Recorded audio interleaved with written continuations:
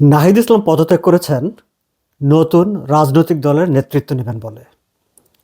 নতুন রাজনৈতিক দল, যেটিকে অনেকে কিংস পার্টি বলে থাকেন, আবার অনেকে বলে থাকেন জামাত ইসলামের এক্সটেনশন কিংবা জামাত ইসলামের বিটে।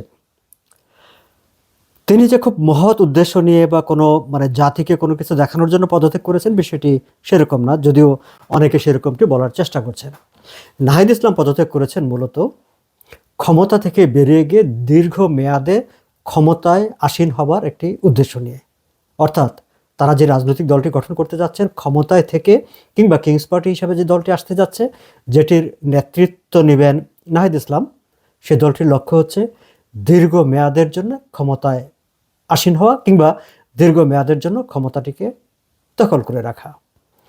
সো আমি দেখলাম যে নাহিদ ইসলামের পদত্যাগ নিয়ে অনেকেই খুব উচ্ছ্বাস দেখাচ্ছেন যে কয়জন এরকম পারে বাংলাদেশে।